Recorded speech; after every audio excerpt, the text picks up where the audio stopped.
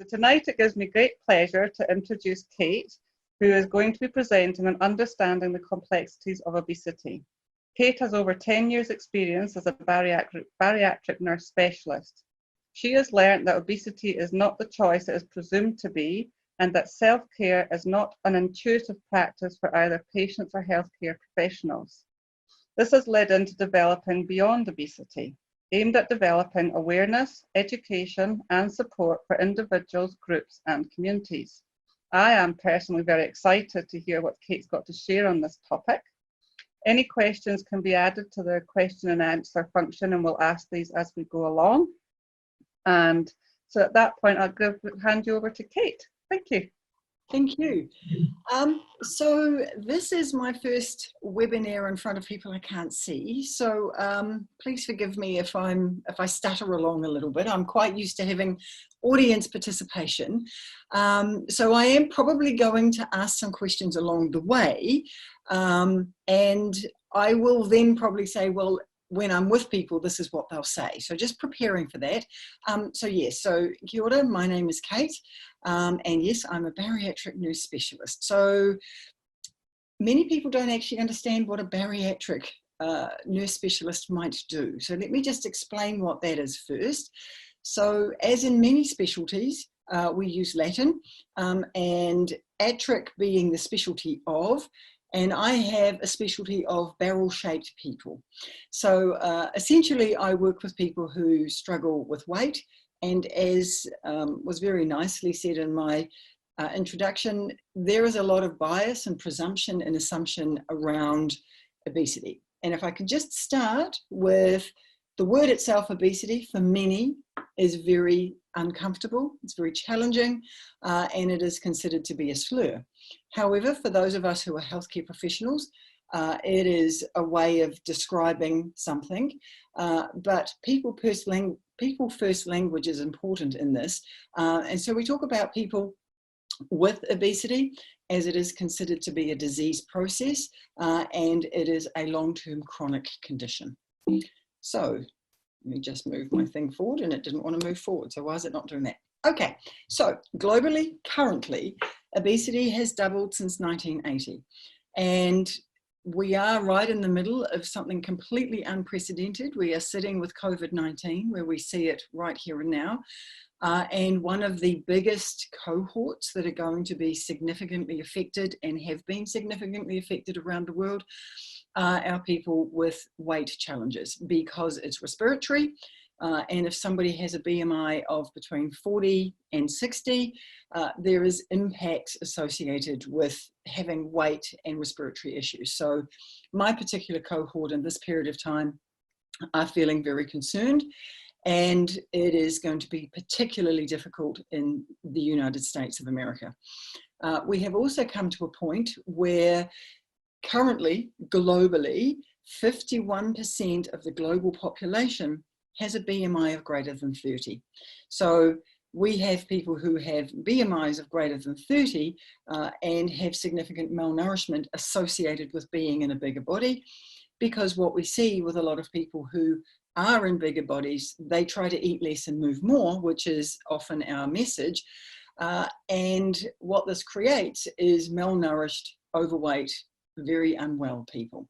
So it is a significant global problem.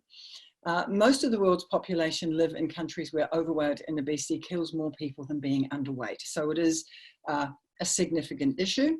And we have 41 million children under the age of 5 who were overweight or obese in 2014. And that is exponentially growing in the time since World Health Organization put this out. So, ouch. Now, as healthcare professionals, we know that these statistics increase the risk. So if somebody is sitting in a body with a greater BMI, we know that there is problems associated with type 2 diabetes, increased blood pressure, coronary artery disease, heart failure, stroke, atrial fibrillation, and all of these lovely things that you can see on the slide. Now, if we have a look at the bottom one, isolation. If I was going to be crazy enough to consider doing my PhD, which I'm probably not going to do, I would be looking at the impact of isolation and the mental health aspects of being in a bigger body in a dominant narrative that says skinny is good and fat is bad. Because one of the impacts associated with being in a bigger body is what we call internalized oppression. And that is a huge, huge problem with people who we all want to fit in, we want to belong. It is a huge part of being a human. Connection is fundamentally extremely important. When we're well connected, we pump out hormones like prolactin and oxytocin. They create a lower blood pressure. They put us into a parasympathetic mode. And this is extremely important. So we know that we want to go from sympathetic to parasympathetic.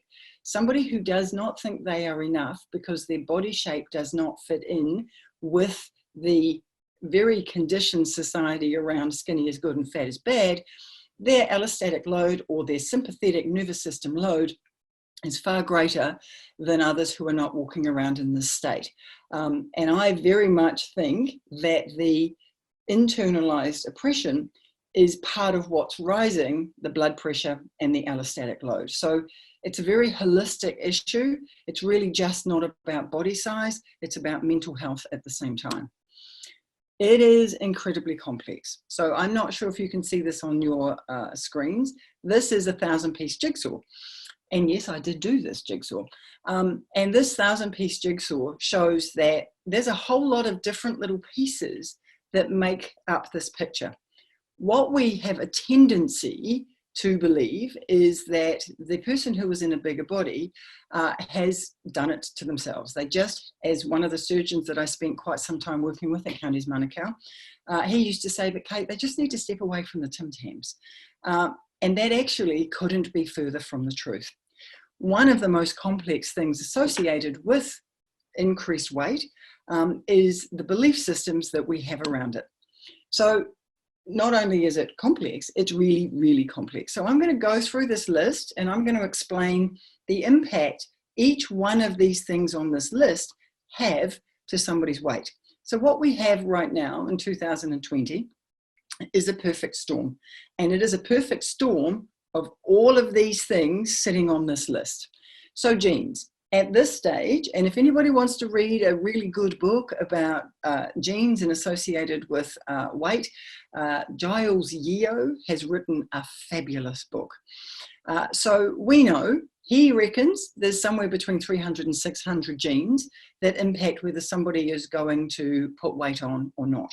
So when I first started as a bariatric nurse specialist, I had just come off the back end of doing an Ironman and was incredibly fit and had what I now understand to be significant thin privilege. I did not know what I did not know. Probably wasn't the best person to be working in that space in those days, but that was 13 years ago and I've learned a lot since then. So genetically, I'm 6 foot tall, I have curly hair, it's tamed this evening, and I look a lot like my parents, and that is what it is. So there are people who can eat 3 meat pies, 2 donuts, do that daily and not put on any weight. There are people who can literally sniff a donut and they will put on weight, and that is very much related to our genes. Now, that gets more complex because we add into that epigenetics. And normally I would ask, so who understands what epigenetics are? Maybe some of you are going to raise your hands. Some of you are not going to raise your hands. I'm just going to give you a quick little tiny guide into epigenetics, what has been discovered to sit on genes. And so we have a plus or a minus on the other side of our sequencing. And if environmentally, either in utero or out of the uterus, something switches certain genes on, that changes the genes for that particular person and every generation afterwards. So an example of this is in 2010 in Holland.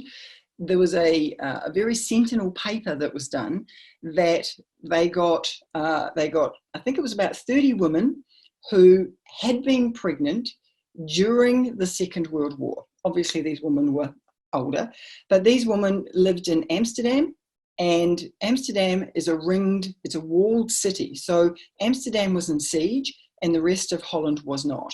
So these 30 women had been pregnant during the Second World War and were actively having food deprivation and most likely starving. The other 30 women were out of Amsterdam and did have some food and were able to eat. And they then followed every offspring from each of these women. And every single baby that was born of the starving woman grew up to struggle with weight. Now, the thought is that epigenetically, because they were starving, the hormone, ghrelin and all its friends, were turned on in utero, which meant that the baby was born hungry. The baby ate more, needed more, satiation levels were far greater than a baby that did not have the hormone turned on. Now, what they saw with the women out of Amsterdam, if those women didn't have any issues associated with hyperemesis, maybe dieting during pregnancy, whatever, through the generations, things didn't change. But if a woman was pregnant, say maybe 3 generations down from the first one and didn't have issues, but had significant hyperemesis, decided to go on a diet, created some sort of starving situation where the baby was not getting enough nutrients, the gene got turned on and the same thing happened. So we now know that our genes and our epigenetics impact this. So if I am somebody who has those genes and I live in our current environment, which we call the obesogenic environment, I've actually got a whole lot of problems because it doesn't really matter. I mean, there's a lot of people who say, well, you just need to go keto and you need to eat less and move more. In my experience, if there's genetics involved or epigenetics involved, add in some of this other stuff, actually telling somebody to eat less and move more is essentially like telling a drowning person to swim harder. It is extremely difficult, and I will go into that in greater depth.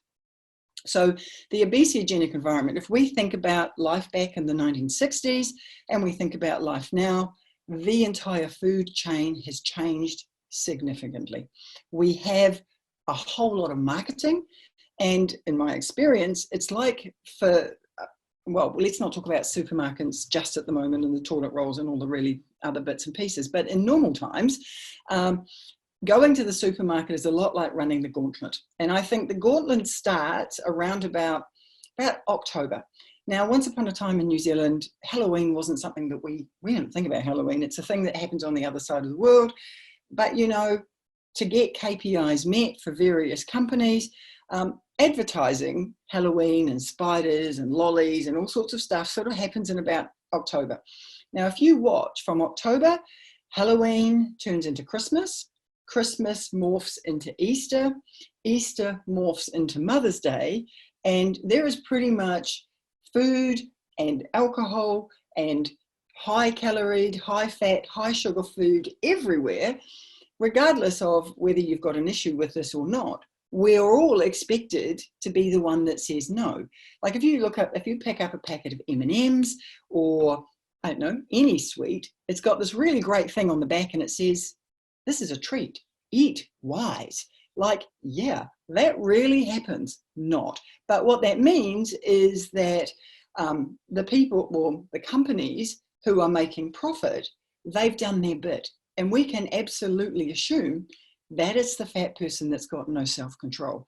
But if you add in the genes, the epigenetics, and then add in life experience, now this is where it gets really tricky.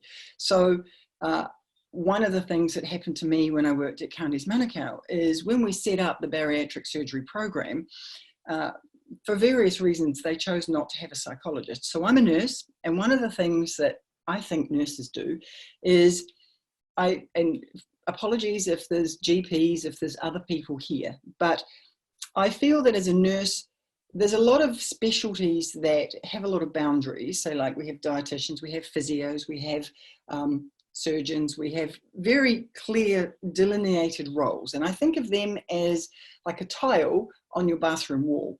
And what nurses are we are like the grout in between the tiles. And we just like hold all of those tiles up on the wall. We, of course, have our own sense of oppression due to, you know, the hierarchy that we work in, our own feelings of inadequacy because we're nurses and we're not doctors and all of this stuff. But what that actually means is that I didn't have a psychologist, so I got very curious and spent a lot of time looking at the mental health aspect related to my weight loss surgery patients. And my research showed very, very clearly that weight loss surgery is a stunning tool. It's a fantastic tool. I'm just going to pull the curtain a bit because the lights, how's that? Sorry about that. I had to stop the light and now there's no light. So weight loss surgery is an extremely good tool. But I asked the question in my research, what are the factors that affect success post weight loss surgery? And one of the answers I found was that self-care is not intuitive post weight loss surgery. And how do we learn to do our self-care? That comes from our life experience. That comes from the conditioning that we've had as children. That comes from the culture that we've been brought up in, the kind of environment we have around food. And if we end up feeling very distressed as children, many children who feel sad, stressed, unhappy, their parents are maybe going through a divorce, when we are uncomfortable, we will distract. We know with addiction, if we understand addiction, we understand that the human body feels distress and the brain pumps out a whole lot of adrenaline and cortisol, and the cortisol doesn't really like, the body doesn't like having all that cortisol for periods of time. So the body says, nah, I don't like this. Can you do something about it? The brain says, you know what, I'm going to have some lollies. So you have some lollies, you get this beautiful dopamine serotonin hit. It feels really good. You got a whole lot of cortisol going on. They get rid of that. So the brain remembers that is a very useful tool to get rid of distress. So next time you feel distressed, you're going, oh, this is terrible. The brain says, what did we do last time? Oh, I know. We had something yummy to eat. We had a Mars bar. We had an ice cream. We had a packet of chips. We had something. So this starts a pattern of the brain understanding that high sugar, high fat food create a really nice environment in my brain.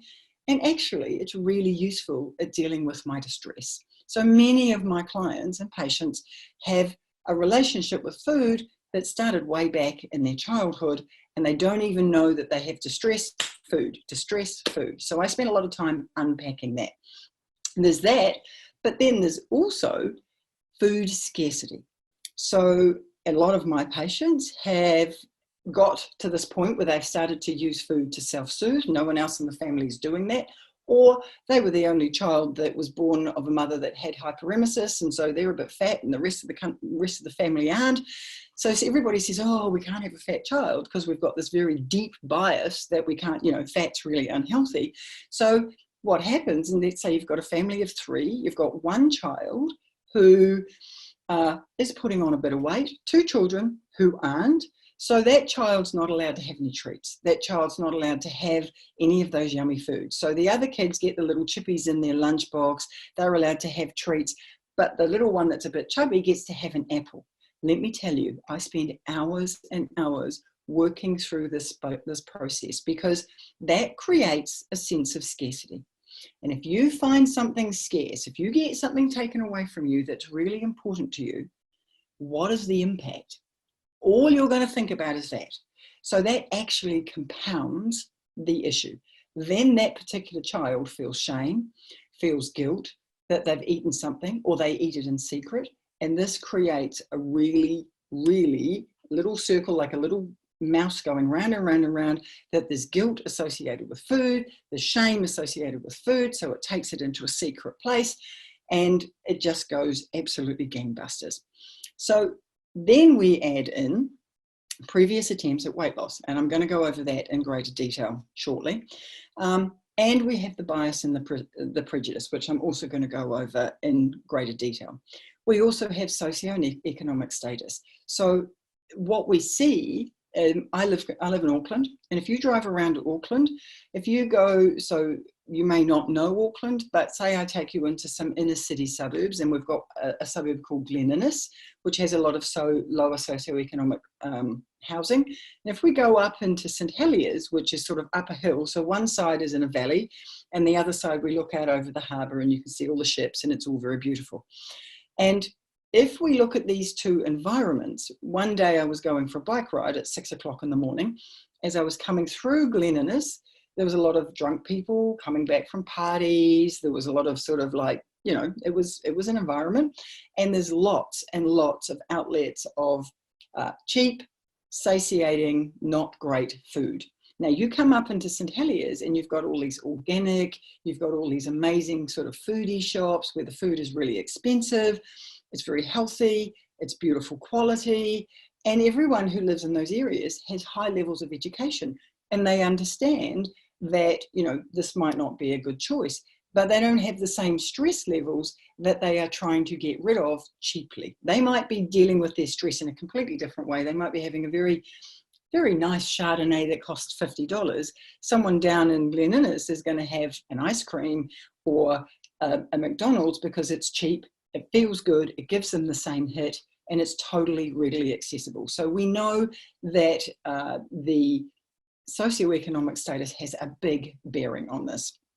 So the presence of food scarcity, if you are starving, not perhaps the one where you've got to put on a diet, if you have experienced starvation in your life, you will absolutely be always seeking food. So an example of this is my mother-in-law.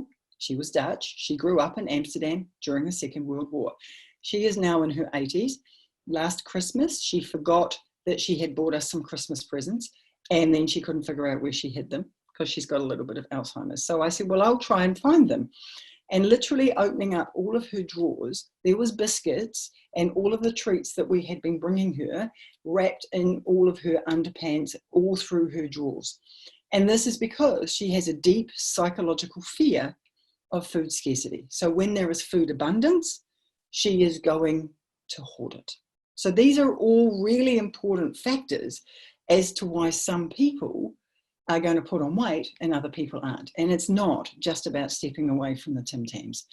And lastly, we can have intellectual or physical disability.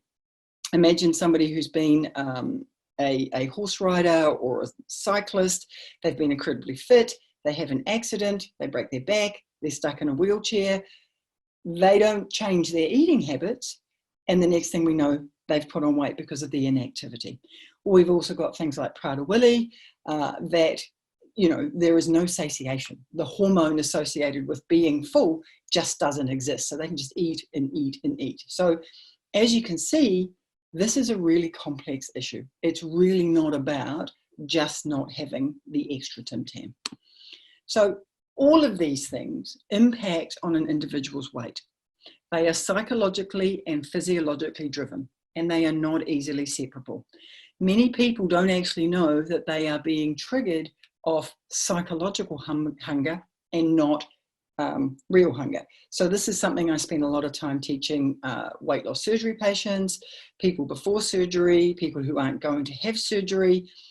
And we know that weight loss surgery, the reason weight loss surgery works so incredibly well is, yes, you've got a physiologically altered stomach, but the physiological altering of the stomach creates a hormone change, and the brain does not know that the body is starving. So for the first year post weight loss surgery, there is no physical hunger, there's no primal hunger, there is no actual hunger sensation. Some people wake up from surgery 2 weeks down the line, tell me, but I'm still hungry. And it took me a long time to figure out that they had developed such a fear of not being hungry, as in physically or primally, that their hunger triggers come from psychological triggers all of the time. So I have to unpack all of that kind of stuff. And what happens post weight loss surgery is about a year post surgery, the hormones, the brain figures out that it's been stripped, so the hormones come back in. So this is why we see that people have significant weight regain.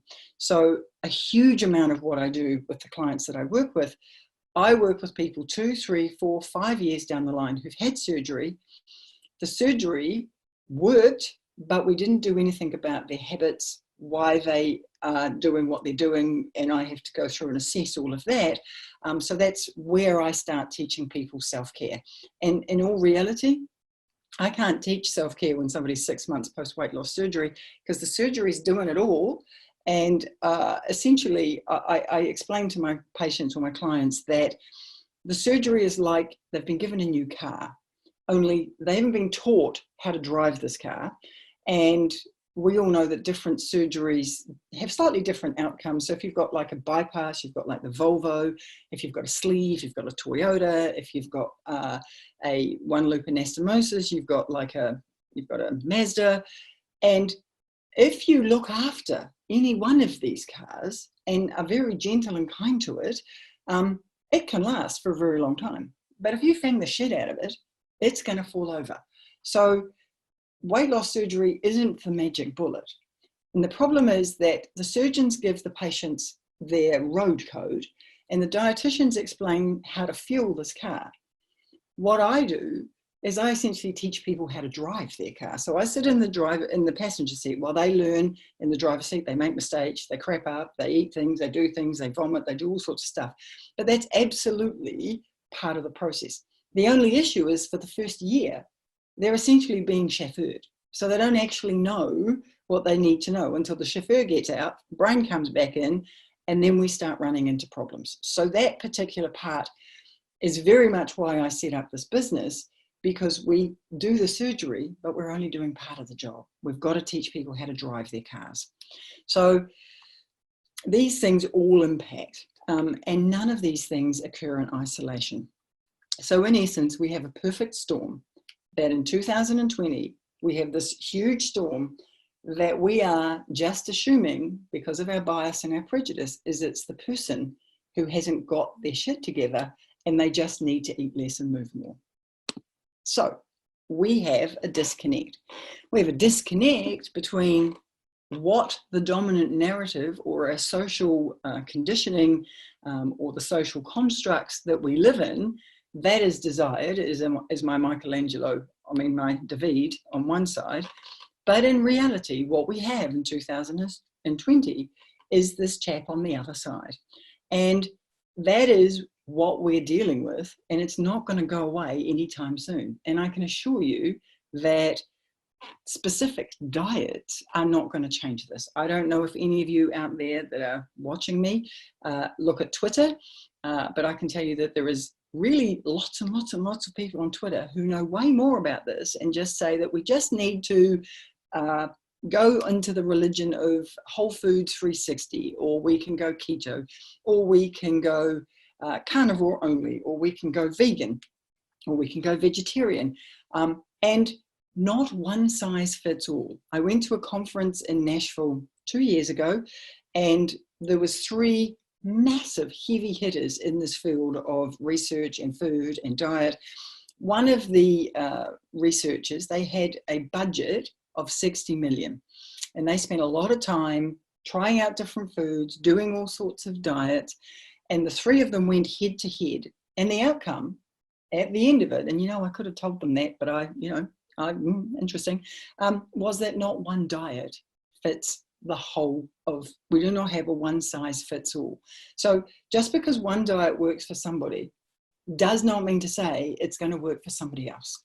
So we actually really need to start learning what our bodies are telling us. But what I see in diet culture is that when we're trying to lose weight, so many people stop listening to the signals that their bodies are giving them. So we have a huge disconnect. So if I was, you're all sitting in front of me, I would ask people at this point, who has been on a diet? Now, 99% of the time, pretty much everyone in the room puts their hand up, because surely it's about energy in versus energy out. And I'm hoping from what I've just explained to you, you're getting an understanding that actually, no, that's not the case. So between the disconnect and this dominant binary that says skinny is good and fat is bad, we should be getting an understanding that diet alone is not the solution. So they're an incredibly important part. And we know that diet is a very important part of self-care. It is not the whole picture.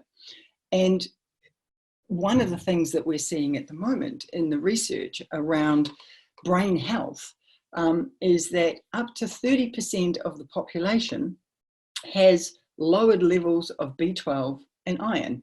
Now, B12 and iron are really important for brain health. So iron, obviously, because it brings oxygen to my brain, and B12, it actually has a huge amount to do with my mood. So if I'm low in both of these, I can be feeling pretty crappy. So when I'm feeling pretty crappy, I'm going to go, I haven't got enough energy. So I'm going to have some carbs.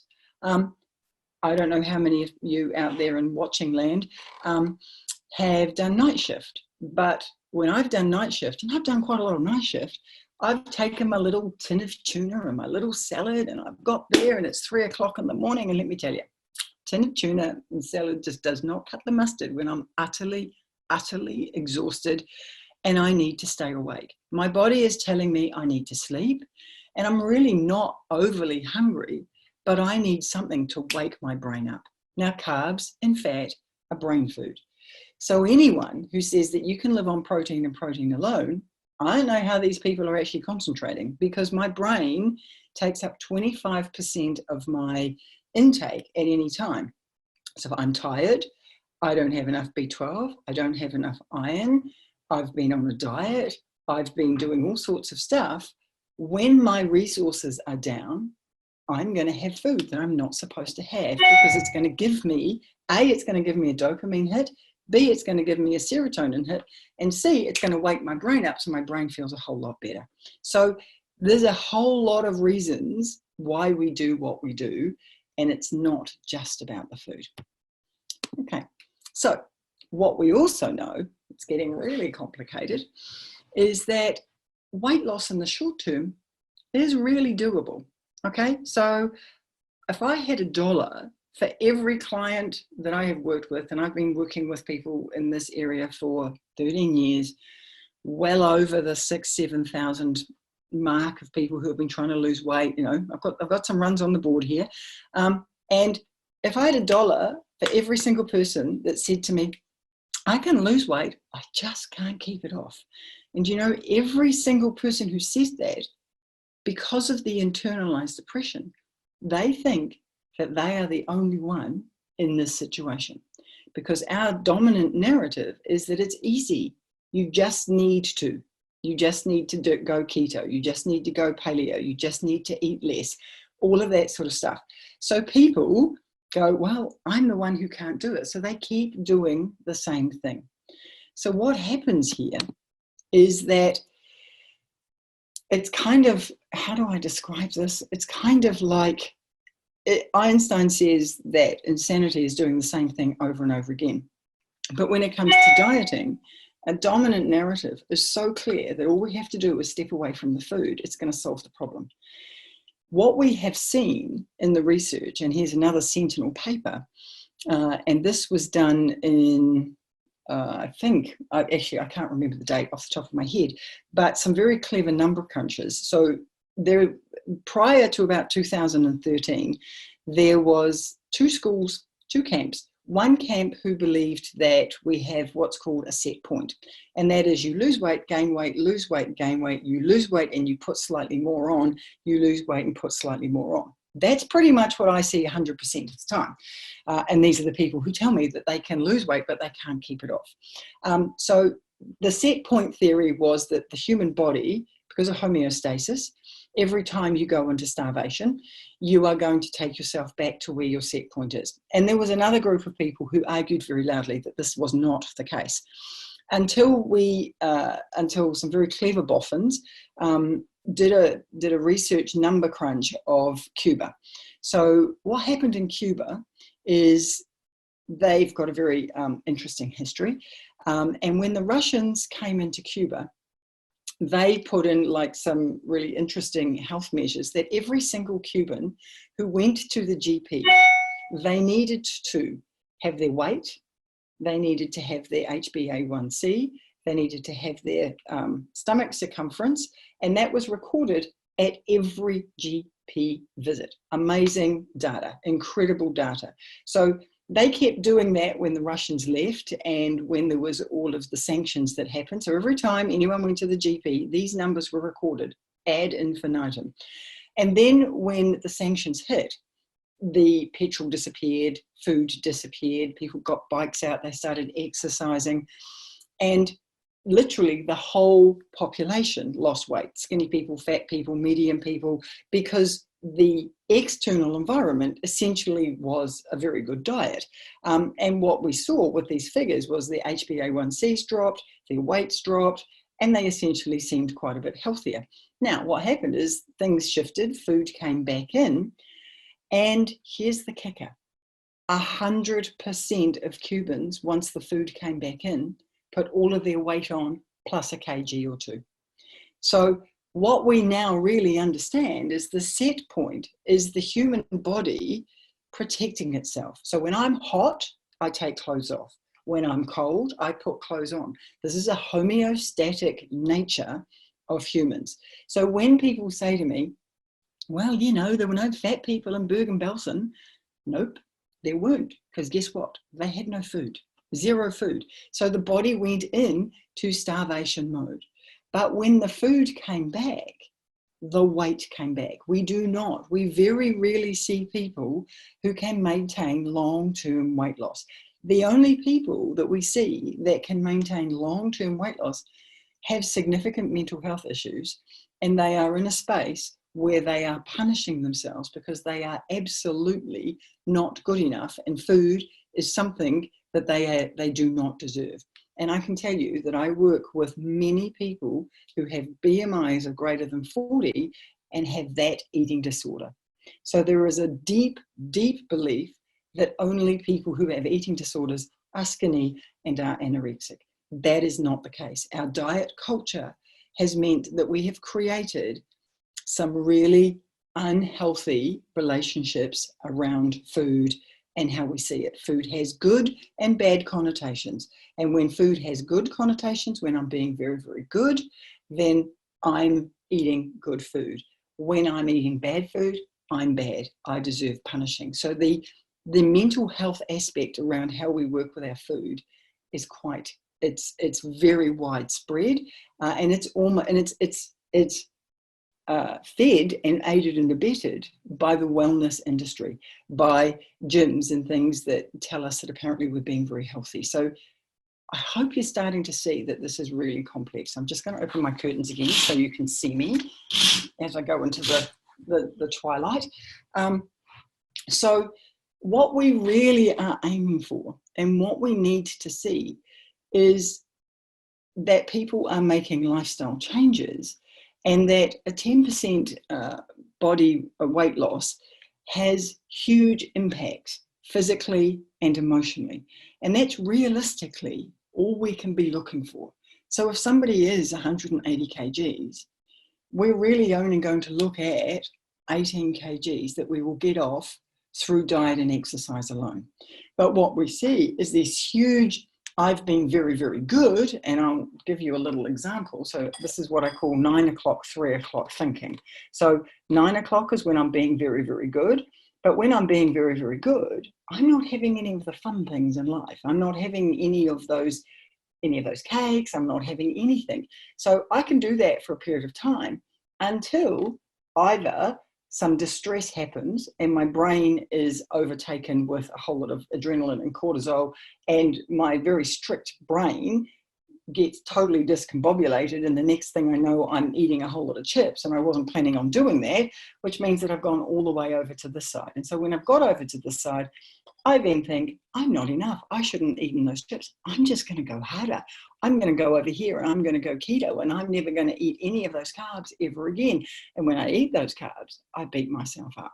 This is part of everyday society. This is actually being normalized. This is not healthy eating.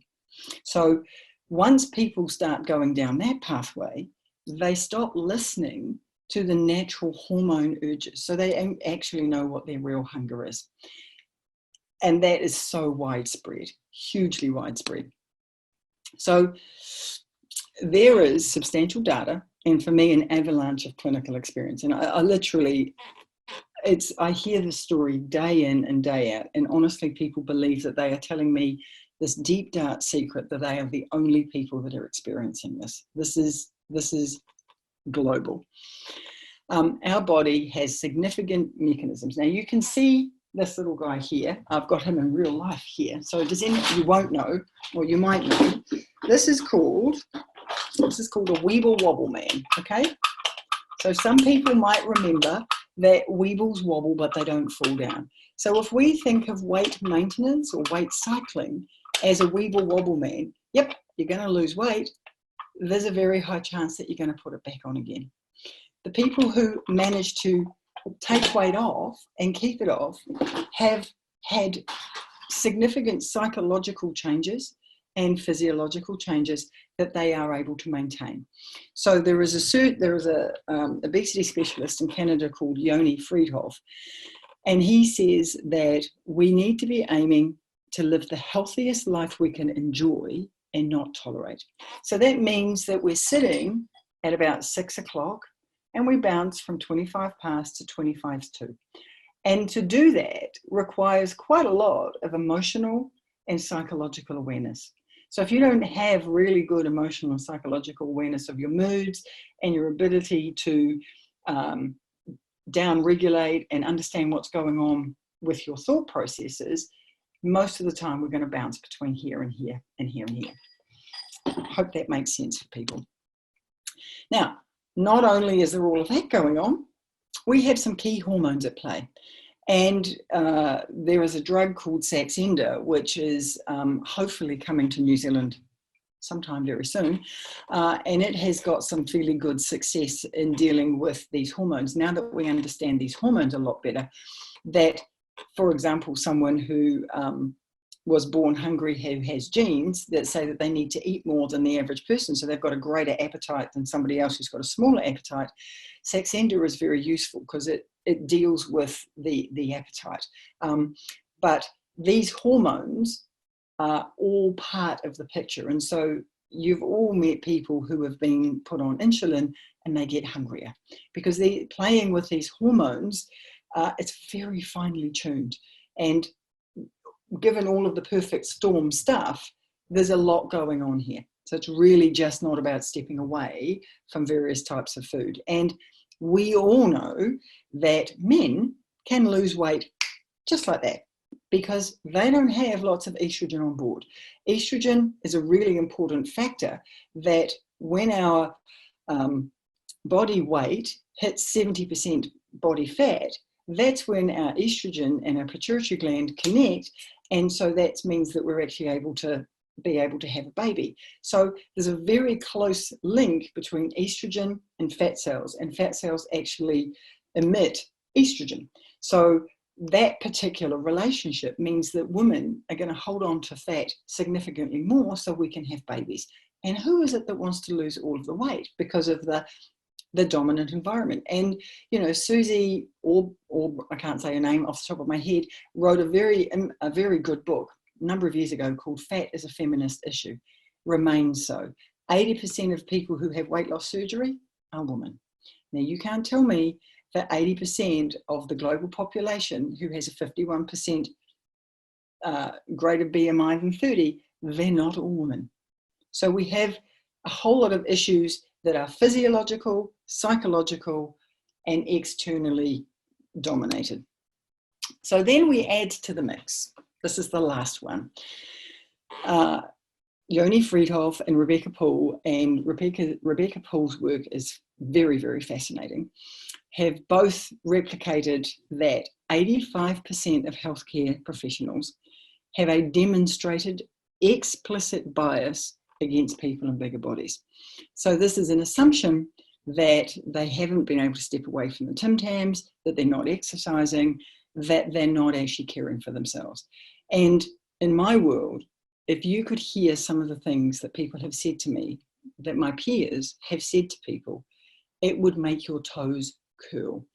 We know from the research that if somebody is in a bigger body, they are far less likely to have their cancer diagnosed.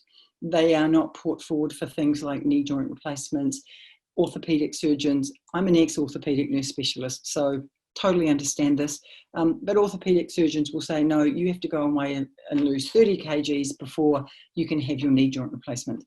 What we've just discovered is that that's really difficult. So we are actively aiding and abetting in poorer mental health for people who sit in bigger bodies with our bias. And if you're somebody like me, when I first started this role, and I was an Ironman in a thin body, having a complete assumption that this body could do what it was doing, I could very easily have offended people by telling them they need to go and do all of this stuff, when we know that that weight cycling is a very real thing. So as healthcare professionals, unfortunately, we are aiding and abetting poorer mental health. We are creating the isolation, and we are not having people come and talk to us about their issues, because they know that the first thing they're going to get told is you need to lose some weight. And in all reality, patient sits there thinking, really, no shit, Sherlock, as if I didn't know that. This is the body I inhabit, and you've just treated me like a complete moron. So we actually have a big part to play in this, and learning about how to approach it is really important. So that's my next bit here. That slide should have been some time back, so I'm going to move right along. Don't worry about that one. What happens with weight cycling is, and we as the healthcare professionals have been aiding and abetting this, telling people to go away, eat less, move more. That's going to solve the problem. They go away, eat less, move more, have some distress in their life, go back to where they were, think that they're not all of that, and it creates greater risks of all of the comorbidities. So that's what I said at the very beginning, is I really think if we start looking at the increased sympathetic load, we would see that a lot of the what we call comorbidities associated with being in a bigger body, I actually think they're partly created by the distress of being in a bigger body and not fitting in and having to run the gauntlet of not wanting to go to parties, feeling judged, that whole process. So that internalized depression, the poor self-worth and the poor value, and the increased allostatic load. So one of the second things that my research found was that if people have weight loss surgery, those who flourish long term, they have developed a sense of self-value as they lose weight, which tells us how powerful that dominant narrative actually is. So the work that I do is really helping people work on learning how to self-value themselves, regardless of what the scales say. And exercise and diets are not actually the way out of this. Actually learning to self-value so that you will self-care is significantly more important. And patients' expectations. If people think that they're going to lose 30 kgs and keep that 30 kgs off, they're going to be very upset. So we actually need to, as healthcare professionals, we need to be minimizing our expectations. We need to be expecting that a 10% weight loss is a win. It is a huge win, and we don't need to be asking for more. So, as I've said before, nothing happens in isolation, not the physiology, the psychology, or the lifestyle. So it's the GP, it's the nurse, it's the specialist, it's all of us who need to understand this and not actively shame my particular cohort. So what now? What's a good way to do this? How do we affect change for our patients? Understanding that being metabolically healthy reduces the risk of poor outcomes. So we can be metabolically healthy and sit in a bigger body. We can have a weight of 130 kgs, be running marathons, have a really great HbA1c, eating a really good diet, and be okay. Okay, so it's really not about the number on the scales. So understanding your blood work is very important.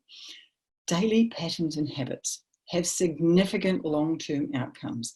So actually working with self-care, self-respect, before I do anything about the food, I find out, I do a values exercise because I work in ACT, which is acceptance and commitment therapy. I do a values exercise to find out what's really important to that person. And once I know what makes them tick, what's really important, we can add the lifestyle stuff into what's important. Because if health is not in their values, they are not going to care about their HbA1c being 80. But if perhaps family happiness is one of their values, then we work within the family and we look at ways to incorporate their values, and they can bring the lifestyle stuff into that. And it starts with baby steps. these boom bust, I'm going to boot camp and I'm going to lose all of this. None of that is useful. And now I need to turn the light on because it's getting dark. Sorry. God, nothing like real time, is there? Crikey.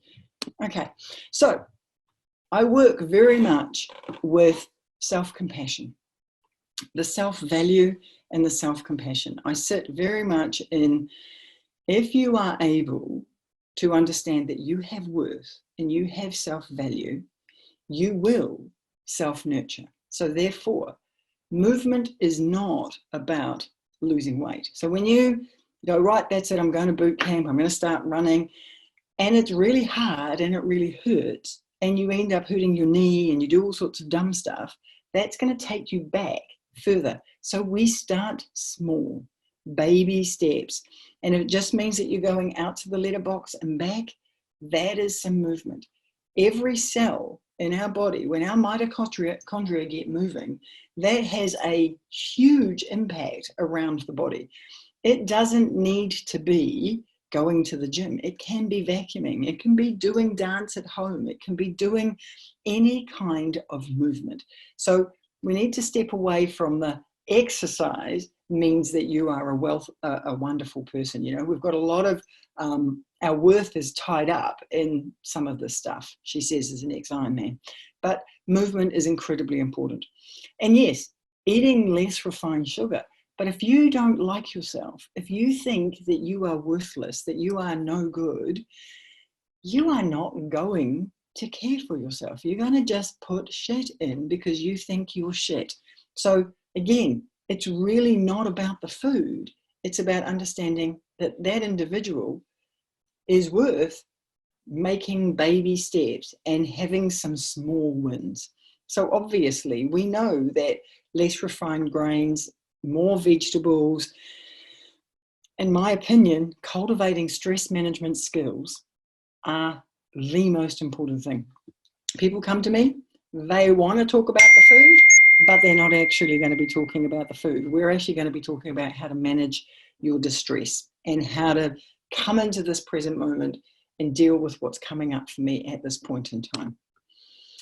And empathy and connection, these are game changers. As healthcare professionals, if we can walk alongside with empathy instead of judgment, it makes huge, huge changes. So I use blood work versus scales. I use acceptance and commitment therapy. I use motivational interviewing. If somebody doesn't want to make the changes, I can't make them make the changes. They need to be wanting to make those changes. Self-compassion and celebrating the small wins. There we go. Time for questions. Wow, that was amazing. Thank you. That was full of motivation there, Kate. So first off the mark, we've got Cara. She said, not sure if you will talk about Duramide, but would love to know your opinion. Okay, so Duramine's very good for short term. Duramine's very good for decreasing appetite. And, you know, if somebody's going through the public health system and they're going for weight loss surgery, Duramine's a fabulous tool. But it is only a tool and it's only short term, and it really creates some issues around it creates a bit of a buzz for people. So it's not necessarily useful long term, but it's a good thing to start exercise, doing things, feeling good, but you want to wean off it reasonably early on in the piece, because it can also be, and I don't want to be an alarmist, but it can be a gateway drug to other things. And yeah, it's mixed reviews. It looks like you, oh, here we go. Does your service deal with just adults or adults and children? I'm not really a very good pediatric nurse. At this stage, I have worked with some children, but realistically, I'd rather work with the parents, because it's the parents' judgment and social conditioning and fear about their child. So realistically, my answer, whenever people want to know what to do about their child who's putting on weight, the answer is unconditional love. Love that child regardless. That's lovely. And then we've got, what would your surgical preference be? Well, the research is pretty clear that a bypass is essentially the Volvo. Yeah, if you're going to have weight loss surgery, we know how a bypass acts. It's been done so many times. It's what we call the gold standard, and we've got, you know, surgeons are a bit like mechanics. They're just tinkering and they're trying new things. But at this stage, the research is pretty clear that a bypass is actually superior to a sleeve and a one-loop anastomosis at this stage. But I am of the belief, again, that if we care for that sleeve, like with a Toyota, if you look after it really, really well, it is going to serve you really, really well. And then we've got Kate saying here, lots of people are into Isogenics, Isogenics. Isogenics, yeah, thank you. Yeah, so again, that's the 9 o'clock, 3 o'clock thinking. We need to be aware of they're doing it because they get quick results, and it's protein based and it provides satiation, but it's just not, it's long term, it's not sustainable. Yeah, I was just, funnily enough, when I was reading it there, I was reading it back to front, but yeah, there's someone in just today actually talking about that versus the keto diet. There certainly seem to be quite buzz ones that there's quite a lot of people are desperately looking for that answer to the quick fix on the weight loss, And you know, I am a specialist in this, and it's really depressing what I'm about to say. We don't have a quick fix. And I'm just going to have a plug for why I'm doing what I'm doing. I've spent a lot of time doing bottom up, working with people, but actually until we make this a top down, a policy decision, we are not going to make huge inroads. So there's 3 key parts to my business. Number 1 is supporting my client base. Number 2 is teaching my peers that this is where it sits. And number 3 is to be prodding politicians so that we can actually start getting some policy stuff from the top down. And I actually had a meeting with the now very famous Ashley Bloomfield, who I think is aging in front of me. Poor guy, he's doing an amazing job. He actually said to me last year, he said, it's not a Ministry of Health issue. It's got to come from the politicians. So a large part of what I do is do some lobbying and some prodding from the politicians. Yeah. Cool. And then we've got Leslie says, thank you for the very interesting talk with a great message regarding mental health. Thank you. And then we've got Christine. There's this one, so you might want to open up your questions for this one. But so it says, I have a patient that needs knee surgery, but has to lose 60 kilos post-bariatric surgery. Right. After losing 80 kgs pre-surgery, even though he cannot weight bear at all due to his damage to his knee, so now lives in a residential facility. What would you say to his orthopedic surgeon? Can I ask how old this person is? You can try. Christine, would you like to say how old this person is, please? Christine Scott. Let's see if she comes. 35. 35. Okay. I would tell the orthopedic surgeon that to get on with the surgery immediately, because unless he's able to be mobile, he is, you know, his weight loss surgery we're going to start losing that window. So the surgery needs to happen. And because if he can't actually get onto that knee, how is he going to be mobile? He is going to get depressed. He is going to be in a place where his world has completely diminished. What is his first drug of choice? It's going to be food. So we're doing him no favors by actually delaying his knee surgery. I would be prodding that surgeon quite hard. And they're quite used to prodding them, just saying. And then Christine says, Kate, what do you suggest is the best way to address diet and overweight in our diabetic patients who are male and not keen on the concept of self-love?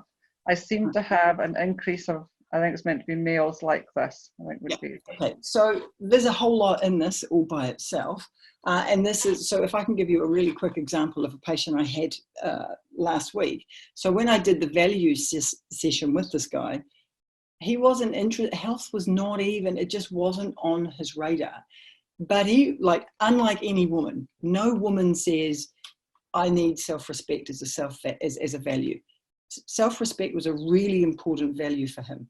So I was able to incorporate the self-respect, and is this choice taking me closer to my values or further away? And this is very much in the ACT place. So actually finding out what matters for these people, because sometimes their health, it's just not even on their radars. I don't know if that helps, but yeah, we don't need to talk about self-love, but we can talk about self-respect.